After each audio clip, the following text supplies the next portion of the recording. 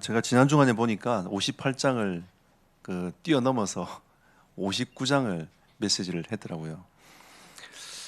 왜 그랬을까?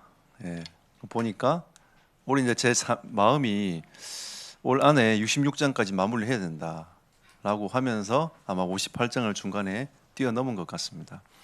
오늘 서론적으로 58장을 잠깐 얘기하고 오늘 60장을 본론으로 말씀을 좀 나눠보도록 하겠습니다. 이 58장은 금식에 대한 내용이 쭉 나옵니다. 그러면서 네 금식을 잘하냐 못하냐 이런 이제 논쟁이 막 오가는 거죠. 그러다 보니까 나는 금식을 하는데 왜 너는 하지 않느냐, 이런 형식에 자꾸 매이는 일들이 벌어지고, 그 형식에 자꾸 매이다 보니까 사람을 정죄하는 일들이 생겨나기 시작하는 거죠. 그래서 하나님이 58장을 통해서는 너희 형식을 버려라고 말씀하시는 겁니다. 그러니까 우리는 항상 하나님을 향하여 중심을 담아내는 것이 중요한 것이지, 우리 형식은 크게 그렇게 중요하지 않다. 근데 형식도 마음껏 버려야 되냐? 그건 아닙니다. 무조건 우리가 형식을 다 버려야 되는 건 아니지만, 우리가 그 삶을 살아가면서 형식 안에서 우리가 무엇을 담아야 될 것인가? 우리가 금식이라고 했을 때에 하나님이 나에게 주시는 이 은혜를 결단하고 나아가는 이런 이제 은혜에 대한 삶이 우리에겐 중요한 것인데, 네가 금식하니 안 하니에 묶여버리면 안 된다는 거죠. 하나님 우리에게 첫 번째로 58장을 통해서 형식의 신앙을 버려라, 이러면 다른 말로 하면 중심을 담아내는 신앙으로 너희 인생이 바뀌어라. 우리가 예물을 하나님께 드려도, 우리가 뭔가 헌신을 해도 우리 마음이 중요하다는 거죠. 그리고 하나님은 58장을 통해 두 번째 메시지는 회복의 은혜를 줄 것이다. 이 회복의 메시지는 너희는 물된 동산 같겠다라고 말씀하고 계세요. 그리고 물이 끊어지지 아니하는 샘 같을 것이다 라고 말씀하고 있습니다.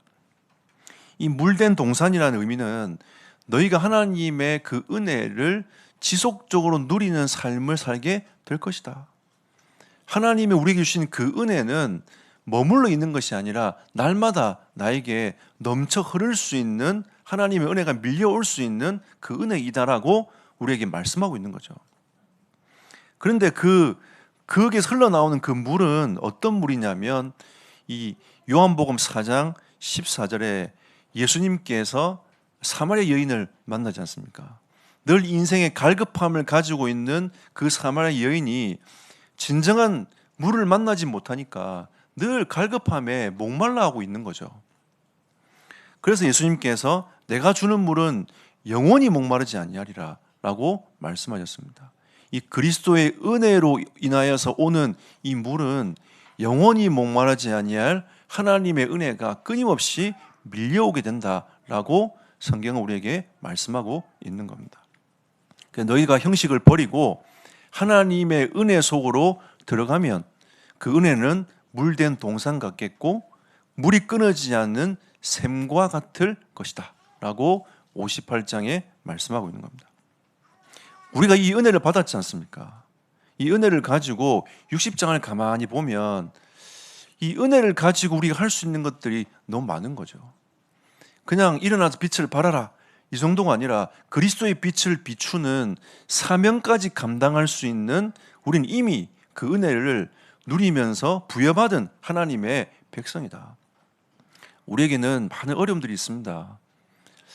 가정적인 어려움도 있고요, 또 개인적인 어려움도 있고요, 또 신앙도 다 차이들이 있지 않습니까? 조그만 문제에도 넘어지는 분이 계시고, 또 큰 어려움이 와도 그걸 통해서 하나님의 계획을 발견하면서 가시는 분도 있습니다. 하지만 이렇든 저렇든 간에 우리의 사정이 어떻든 간에 하나님은 우리에게 임하여 계시고, 이 그리스도의 빛은 여러분을 통해서 비추어지게 되어 있습니다.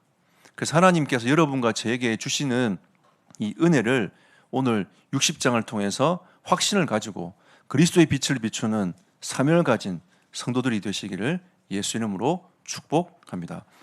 첫 번째, 하나님은 이 빛을 비추는 자로 여러분과 저를 부르셨다는 거죠. 오늘 60장은 그냥 빛을 비추어라가 아니라 그 빛을 비추는 자로 하나님이 여러분과 저를 부르셨다.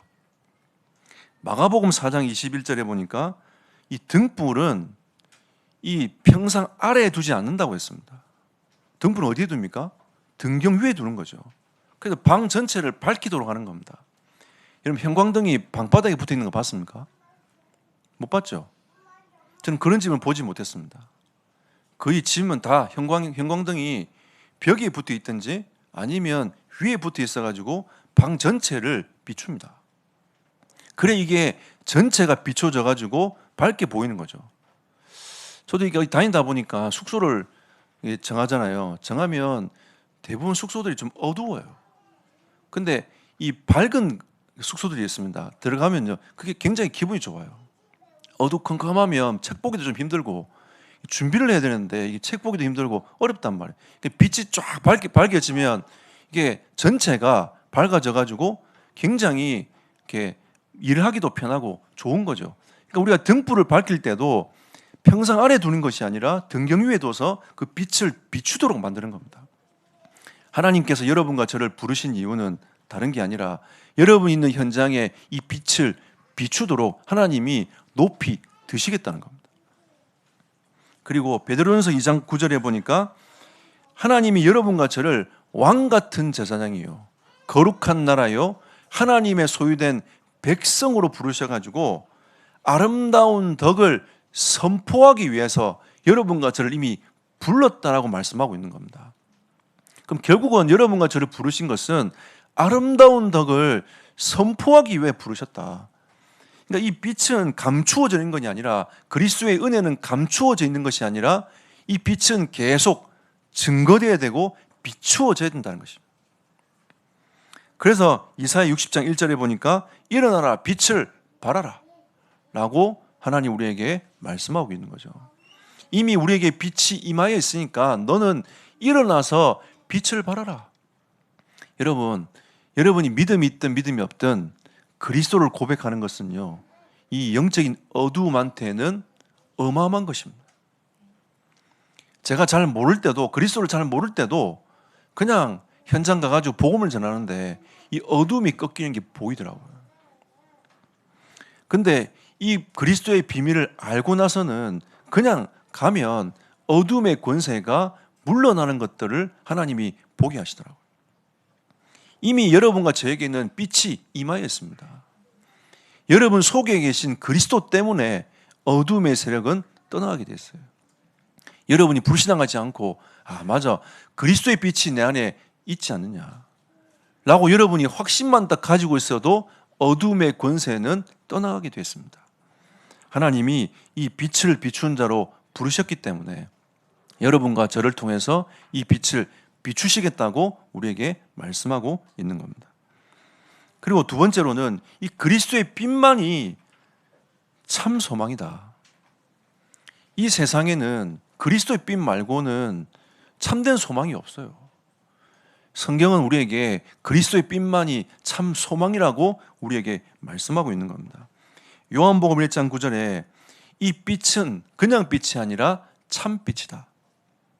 어떤 빛이냐? 세상에 와서 각 사람에게 비추는 빛이라는 거죠. 근데 1장 4절에 보니까 그 안에 생명이 있었으니 이 생명은 사람들의 빛이라고 했습니다. 우리에게 새로운 생명을 부여하고 그 은혜를 우리에게 주는 참 빛 대신 그리스도께서 우리에게 오셨고 그 빛을 여러분과 저를 통해서 비추어지기를 원하시는 겁니다. 이럴 때 그들은 참된 소망을 받게 되는 거죠. 저도 그리스도를 만나고 나서 제 마음속에 어두움이 하나씩 떠나가기 시작했습니다. 제가 그리스도를 누리는 만큼 어두움의 권세가 하나씩 떠나가더라고요. 내가 예수님을 영접할 때는 그 빛이 내 안에 들어왔고 이 빛을 알고 누리는 만큼 어둠의 권세가 하나씩 떠나가기 시작하더라고요. 제가 지난번에도 말씀드리지 않았습니까? 저는 어릴 때 이 장례식 절차를 쭉 보면서 그게 너무 두렵고 무서워가지고 제가 늘 그것 때문에 막 시달리는 거예요. 그리고 제가 교육자 생활할 때도 장례식이 계속 벌어지니까 이 장례식 가기가 너무 힘든 거예요. 또 가야 되냐 이런 생각이 들고요. 제가 부교육자 때도 교회가 그렇게 크지 않았기 때문에 또 장례식 참여하시는 분들이 많이 없었어요. 교육자들이 이제 운구를 하고 그랬단 말이에요. 그러니까 늘 제가 그 운구를 들어야 된단 말이에요. 그러니까 이게 너무 그 감이 싫은 거예요.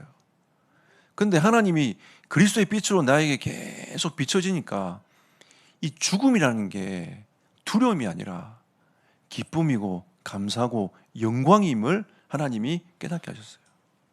그리고 거기에서 하나님이 제가 갇혀있던 그 어둠에서 저를 건져내신 겁니다.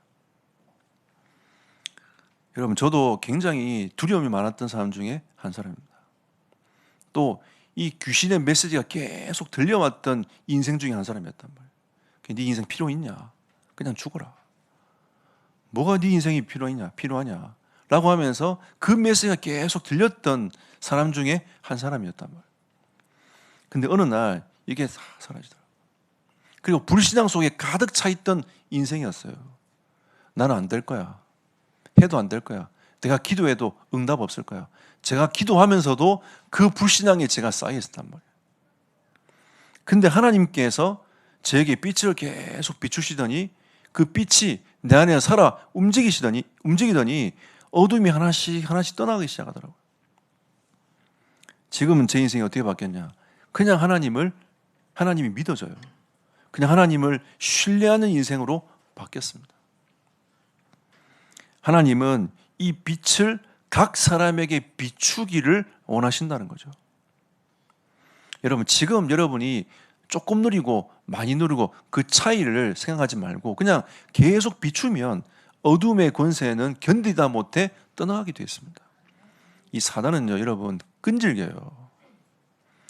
진짜 끈질깁니다. 여러분이 그리스도를 제대로 누리지 못하도록 계속 공격합니다. 여러분이 낙심하지 않고 그리스도의 빛을 비추면 어느 날 하나씩 떠나갑니다. 제가 증인입니다. 저의 인생에 그리스도의 빛을 비출 때에 하나님은 어둠이 하나씩 떠나가도록 만드셨습니다. 나를 바꾸신 그 하나님께서 여러분도 바꿀 수 있다. 저는 확신이 들었습니다.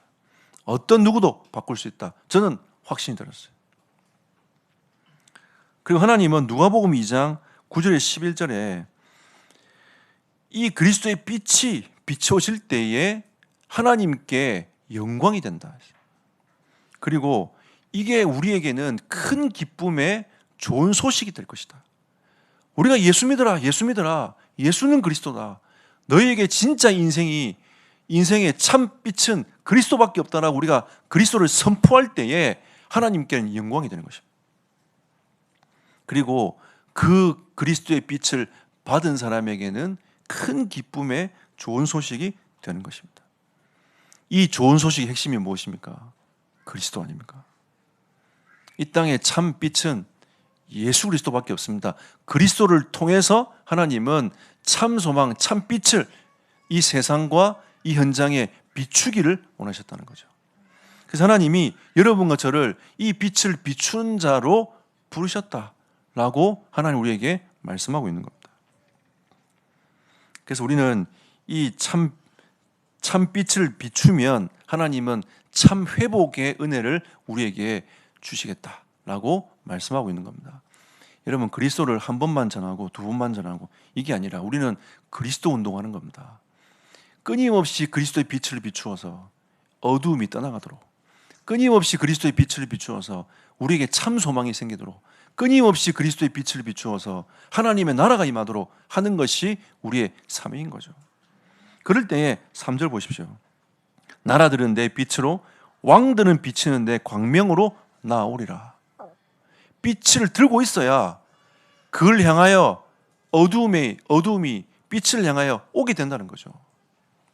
하나님께서 세계 이방 민족과 왕들이 나아올 수 있도록 하나님이 만들어 갈 것이다. 여러분, 우리가 진짜 빛을 비추면 이 복음에 반응하는 사람들이 나오게 됩니다. 진짜 빛을 비추면 이단에게 빼앗기지 아니하고 다른 어둠의 영혼에게 빼앗기지 아니한 제자들이 나오게 됩니다. 우리가 그리스도의 빛만 비추고 있으면 됩니다. 그리고 4절 보십시오. 내 눈을 들어 사방을 보라. 무리가 다 모여 내게로 오느니라. 내 아들들은 먼 곳에서 오겠고 내 딸들은 안기어 올 것이다. 하나님의 은혜로 하나님께서 당신의 백성들을 회복시켜 주실 것이다. 여러분 걱정하지 마세요. 여기는 자녀 문제를 걱정하시는 분도 있고 또 자기의 일에 대한 부분도 걱정하시는 분도 있고 내 미래가 어떻게 살 것인가에 대한 이런 수많은 걱정거리들이 우리는 많지 않습니까? 인생 살아가다 보면 걱정거리는 많을 수밖에 없어요. 근데 우리가 빛을 비추고 그리스도를 향해 가면 하나님이 싹 다 회복의 은혜와 축복을 허락해 가실 것이다. 저도 예전에는 복음 잘 없을 때는 주변에 사람들이 그렇게 도움이 별로 안 되더라고요. 근데 진짜 그리스도의 빛을 계속 비추는 자로 서니까 주변에 정말 좋은 분들, 또 하나님이 저를 도와주는 분들, 또 함께 할 수 있는 분들, 하나님이 계속 만남의 축복들을 허락하시더라고요. 제가 어떻게 여러분 같은 분들을 만납니까? 저는 어디 가도 여러분 같은 분들을 못 만날 거라고 확신합니다. 제가 옛날 상태였다면 계속 그 어둠에 빠져있던 그 삶을 살아갈 수밖에 없었을 것인데 하나님 어느 날 저에게 빛을 쫙 비추시더니 아 그래 맞아 이게 나에게 참 소망이구나 라고 하면서 이 빛을 조금씩 누리다 보니까 하나님이 여러분을 만나게 하고 또 파라에서도 세계복음화의 동력자들을 만나게 해서 이런 중심이 통하고 마음이 통하는 이 일들을 할 수 있도록 하나님이 만들어가게 하시더라고요. 하나님은 모든 것을 회복하고 은혜를 주실 거라고 저는 확신합니다. 5절에서 9절에도 하나님이 이방인의 제물로 여호와의 성읍이 풍요로워질 것이다. 모든 인생의 주권자는 하나님 아니십니까? 하나님께서 모든 것을 이끌어 가도록 하나님이 만들어 갈 거란 말이에요. 하나님이 우리나라를 선진국 만든 이유도 있습니다. 237 5천 종족 복음화라고 하나님이 세우셨어요. 하나님이 서방의 나라들을 강국으로 만들어 놓고 그들을 통해서 세계 선교하도록 하나님이 만들어 갔단 말이에요. 이제는 우리나라를 하나님이 이 반열에 올려놓은 것은 세계 선교하라고 하나님이 문을 활짝 여신 겁니다. 이미 들어와 있는 이 다민족들을 우리 가슴에 품어야 되고 그리고 앞으로 237 5천 종족을 향하여 우리가 어떻게 가슴에 담아낼 것인가. 제가 이번 주간에 내년 방향 모든 것 다 결정을 했습니다. 내년에는 룻기서부터 시작할 거거든요. 우리가 하나님을 향하여 주시고자 하는 이 은혜를 어떻게 방향을 잡고 갈 것인가. 우리가 그릇을 자꾸 이 준비하지 못하면 넓히지 못하면 여러분 지금 수준과 생각을 갖고 있으면 우리는 더 큰 것을 담을 수가 없어요. 우리는 앞으로 2, 3, 7, 5천 종족을 담아내 가야 되고 그 이 공적인 사역에 하나님이 응답하시겠다고 우리 교회에 말씀하셨기 때문에 우리가 이 응답과 축복을 열어가는 내년은 원년이 되도록 만들어 갈 것입니다. 저는 하나님께서 그 은혜를 주실 거라고 확신합니다. 우리가 진짜 그 응답을 가지고 가면 이방인의 제물로 여호와의 성읍이 풍요로워질 것이다. 하나님께서 여러분과 저에게 이 응답과 축복을 열어가실 것이다. 결론 맺겠습니다. 그래서 하나님은 여러분과 저에게 이미 주신 신분과 권세에 대한 이 축복과 은혜가 있지 않습니까? 여러분 하나님은 우리에게 이 은혜와 축복을 이미 주셨습니다. 이걸 우리가 어떻게 누릴 것인가가 이제 여러분과 저에게 숙제인 거죠. 이미 그리스도의 영광의 빛이 비춰졌고 그 생명이 살아서 여러분 속에 움직이고 있기 때문에 이 빛을 어떻게 발할 것인가, 이걸 어떻게 누릴 것인가. 사실 여러분과 제가 신분 권세만 제대로 누려도 응답의 문이 쫙 열립니다. 요한복음 1장 12절에 보니까 하나님의 자녀가 되면 이미 권세가 여러분에게 주어졌습니다. 이 권세는 사용하라고 주어진 거 아닙니까? 이 어둠의 세상 주관자들이 미혹의 영들을 시켜서 끊임없이 계속 미혹하면서 하나님의 백성들을 혼미케 합니다. 여러분, 그래서 여러분이 가는 모든 현장에 여러분이 가잖아요. 그때부터 기도하세요. 권세 있는 주 예수 그리스도 이름으로 명하노니 어둠의 권세는 결박받을지어다. 여러분, 아침에 산업하러 나가시면서 예수 이름으로 결박시키세요. 직장 생활하면서 예수 그리스도 이름을 선포하세요. 우리가 가는 모든 현장에 하나님의 나라가 임하도록 권세 있는 주 예수 그리스도 이름으로 어둠의 권세는 결박받을지어다. 이 사람들이 이간질한 게 얼마나 많습니까, 여러분? 이거는 학교에만 있는 왕따의 문제가 아닙니다. 회사 가봐도 똑같아요. 그러면 교회는 없습니까? 교회 안에도 그 영적 흐름을 갖고 온 사람들이 들어오면 그 영적 흐름에 잘못 잡혀버리면 그렇게 흘러가게 되는 겁니다. 그럼 교회 안에는 분열시킨 사람이 없습니까? 계속 끊임없이 분열을 시킨단 말이에요. 이게 현장입니다. 교회 안에선 밖에서든지 가만히 쳐다보면 이게 뭔가 하나 되게 만드는 것보다 이간질하고 분리하는 것이 이 영적 흐름이란 말이에요. 이 세상의 흐름입니다. 그리고 하나님께 영광을 돌리는 것이 아니라 자기의 영광을 드러내기 위하여 살고 있는 게 이 세상 아닙니까? 계속 깊이 들여다볼수록 이게 조금 마음이 그런 사람들은 좀 세상 살기 힘들고 싫을 정도로 이게 세상이 자꾸 점점점 어두워져 가고 있는 거죠. 그래서 여러분이 현장 갈 때마다 권세 있는 주 예수 그리스도 이름으로 어둠의 권세는 결박되도록 여러분 기도하시기를 축복합니다. 이미 우리에게 이 응답과 축복이 있기 때문에 이걸 권세를 사용해야 됩니다, 여러분. 우리는 이 공주 땅에서 또 12군데 현장, 또 우리는 이 나라 민족을 위하여 전 세계 이 237과 5천 종족을 두고 권세 있는 주 예수를 부르면서 흑암 꺾는 것입니다. 우리가 9시 정시기도 하면서 하는 이유가 무엇입니까? 이 영적 싸움은 권세를 사용하는 겁니다. 그러니까 여러분, 권세 사용할 때는 확실하고 분명하게 선포해 버리세요. 대충 가라 이렇게 말고 확실하게 선포를 딱 해야 돼요. 여러분이 확신이 없는 만큼 여러분 확실하게 선포가 되어져야 여러분 마음속에도 점점 확신과 은혜가 밀려 들어옵니다. 한번 저도 있잖아요. 옛날에 이 사로잡혔던 이 어둠의 세력이요, 저를 한 번씩 공격이 들어오잖아요. 그러면 저는 계속 예수 그리스도 이름을 선포합니다. 언제까지 하냐? 떠나갈 때까지. 이 어둠이 한번 들어오잖아요. 그럼 이 그칠 때까지 계속 선포합니다. 10분이든 20분이든 30분이든 그리스도 이름을 선포할 때 어둠이 떠나가요. 하나님 우리에게 주신 권세, 그러니까 거기 잡히지 말고 그리스도 이름 부르면서 어둠이 떠나가도록 만드는 거죠. 우리는 이미 이 은혜를 누렸습니다. 내가 10분 동안 예수 이름 부르는데 왜 안 떠나가지? 여러분, 계속 부르면요 어둠의 권세가 꺾입니다. 이 사단은 여러분의 영적 상태를 알기 때문에 대충 부르다 말 것을 알거든요. 그러면 마귀도 예수 이름 부르면 자기가 괴롭긴 하지만 좀 견뎌봐요. 끝까지 견뎌보다가 이제 여러분이 그리스도 이름을 멈추면 휴 살았다면서 또 이제 가만히 있는 거죠. 또 여러분을 공격에 들어옵니다. 그래서 왜 우리가 말씀 운동을 하는 게, 다른 말로 하면 우리는 그리스도 운동하는 것인데,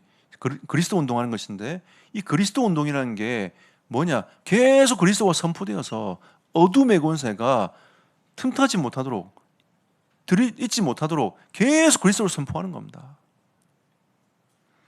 우리 일주일에 한 번씩 말씀 운동하고 다락방은 이게 여러분 아무것도 아닌 것처럼 보이죠? 그렇지 않습니다. 여러분 예배하는 거 아무것도 아닌 것처럼 보이죠? 그렇지 않습니다. 그 예배할 때 그리스도 이름 선포되지 않습니까? 어둠이 꺾여요. 어제도 목사님한테 전화가 와가지고 통화를 제가 했습니다. 자기 그 인생 선배가 있는데 그분이 이제 공주의 집을 사셔가지고 계신다고, 제보 내일 한번 꼭 가보라면서 얘기를 하시더라고요. 그냥 복음도 좀 전하고 같이 예배도 드리고 그러면서 교회를 좀 인도하시면 좋겠다고.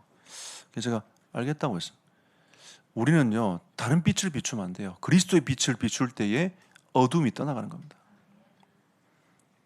오늘도 이사야 60장 10절에 16절에 보니까 이 신분 권세를 누리고 있을 때 일어나는 회복의 역사가 어떤 것이냐, 결국 두 가지란 말이에요. 하나는, 첫 번째는 성전 회복이고, 두 번째는 이 미래를 바라보는 하나님 메시지이기 때문에 교회 회복인 것입니다. 결국은 하나님이 여러분을 성전으로 부르셨지 않습니까? 이 교회라는 의미는 결국은 그리스도를 머리로 한 하나의 공동체인 겁니다. 여러분 이제 그리스도의 몸이란 말이에요. 몸을 이루는 하나의 지체란 겁니다. 지체. 그러니까 우리는 한국 사람으로 지체가 되는 거고, 중국 사람으로 지체가 되는 거고, 그죠? 아프리카 사람으로 지체가 되는 거고, 그리스도를 머리로 하나의 공동체가 되는 것입니다. 이게 우리가 앞으로 5천 종족을 품어 나가야 되고 237 나라를 품어 나가야 될 일인 거죠.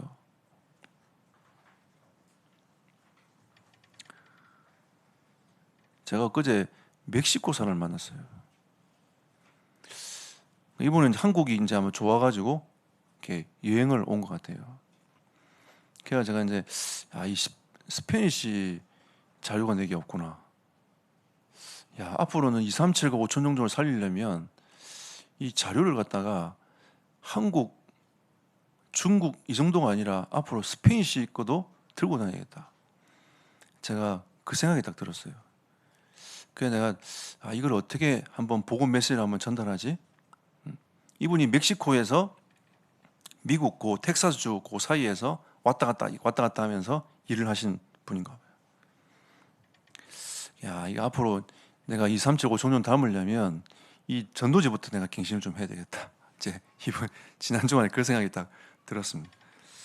우리가 하나님은 지금 237과 5천 종족을 두고 지금도 일하고 계십니다. 하나님이 이 성전 회복과 교회 회복에 대한, 하나님은 성전된 여러분들을 회복하기 원하시고 교회된 우리를 하나님은 회복하기를 원하신다는 겁니다. 우리가 진짜 그리스도 운동하면 여러분과 하나님은 이 교회를 하나님이 회복하고 치유하시고 응답해 가실 것이다. 그리고 마지막으로 우리가 진짜 이 신분 권세를 누리고 있으면 하나님의 나라가 실현된다라고 말씀하고 있는 거죠. 그게 17절에서 22절까지 말씀입니다. 17절 보십시오. 내가 금을 가지고 노스를 대신하며 은을 가지고 철을 대신하며 노수로 나무를 대신하며 철로 돌을 대신하며 화평을 세워 관원으로 삼으며 공의를 세워 감독으로 삼으리니. 하나님이 우리에게 근원적 풍요가 있는 나라로 하나님이 만들어 가시겠다. 진짜 우리가 그리스도의 운동하고 이 신분권세를 누리고 있으면 근원적인 축복이 여러분을 통해서 계속 일어나게 될 것이다. 그럼 20절 보십시오.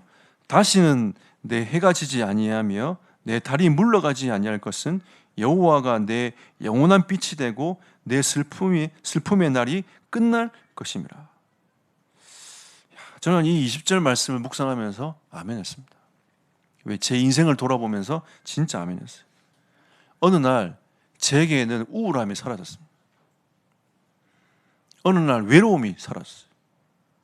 저는 예전에 친구 없으면 못 살았거든요. 누가 내 옆에 있어야 되는데 지금은 혼자 있어도 괜찮습니다. 저는 누가 나에게 섭섭하게 해도 섭섭하지 않습니다. 그게 제 인생이 되었어요. 바뀌었습니다. 제 인생 자체가.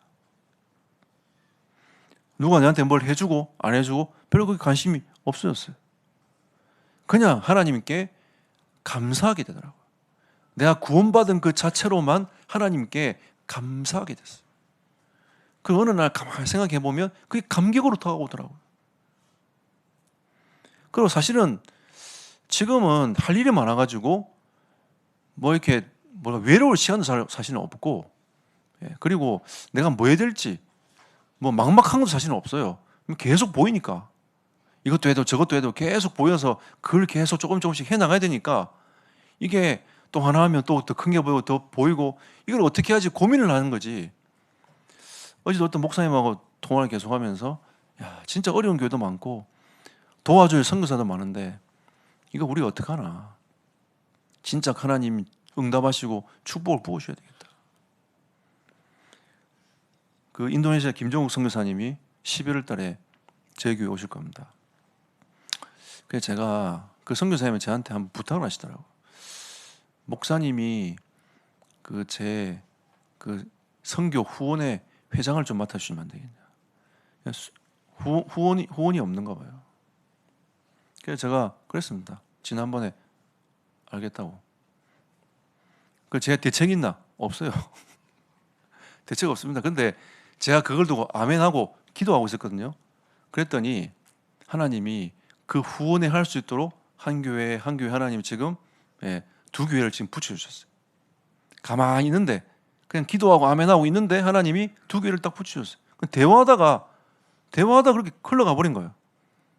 그냥 참 감사하죠. 하나님이 그렇게 인도에 가시는 겁니다. 그러면 또 하나님이 또 이거 하나 두 개 또 늘어나면 또 하나님이 후원의 조직이 또 될 거 아닌가. 이게 참 이 하나님이 우리에게 주시고자 하는 이 은혜와 축복이 있는데 이거를 우리가 믿음으로 딱 고백하고 가만히 있으면 하나님이 행하시는 일들이 있지 않습니까? 그거 보는 것만도 재밌어요. 진짜 그거 보는 것만도 재밌다니까. 아, 하나님 이렇게 역사해 가시는구나, 이렇게 인도해 가시는구나. 우리에겐 하나님이 영원한 축복의 은혜를 주셨습니다. 그리고 21절 보십시오. 내 백성이 다 의롭게 되어 영원히 땅을 차지하리니 그들은 내가 심은 가지요 내가 손으로 만든 것으로서 나의 영광을 나타낼 것인지. 하나님의 역사로 영광이 되어지겠다. 영광을 받으시겠다. 하나님이 여러분을 통해서 영광 받으실 겁니다. 우리의 모든 인생을 바꿔서 하나님이 영광을 받으실 거예요. 기대가 되지 않습니까? 저는 가슴도 벅차고 앞으로 하나님이 더 하실 일들이 더 기대가 되고. 그리고 22절에 그 작은 자가 천명을 이루겠고 그 약한 자 강국을 이룰 것이라. 때가 되면 나 여호와가 속히 이루리라. 이게 하나님 나라의 힘입니다. 여러분이 작다고 생각하십니까? 그렇지 않습니다. 하나님은 작은 자가 천명을 이루겠고 약한 자가 강국을 이룰 것이라. 이게 하나님 나라의 힘이라니까요. 우리의 수준을 생각해 보면 우리 센터가 언제 하냐? 237 나라 어떻게 복음하냐? 내가 있는 지역 어떻게 하나님 나라를 이룰까? 이 고민하고 있지만 우리가 진짜 여호와를 의지하고 신분 권세 누리고 있으면 하나님의 때가 되면 속히 이루어 가실 것이다. 그게 하나님의 나라의 힘이라. 하나님 우리에게 말씀하고 계시지 않습니까? 그래서 저는 기다릴 수 있는 겁니다. 때로는 마음이 급하고 조급하지만 그래서 기다릴 수 있는 거죠. 그래도 우리는 갱신되어져야 됩니다. 그래서 내년에 그 방향으로 가게 될 겁니다. 제가 루키스를 택한 이유가 있습니다. 우리의 생각이 또 우리의 마음이 하나님의 지금 시선이 어디에 있는가. 루키스를 통해서 지나가고 사무엘 상하로 내려갈 겁니다. 우리가 진짜 하나님이 주시는 그 응답과 축복들을 실제로 누리면서 하나님의 그 마음을 가지고 현장을 정복하고 다스리는 하나님의 사람으로 거듭나는 여러분과 제 인생이 되기를 예수 이름으로 축복합니다.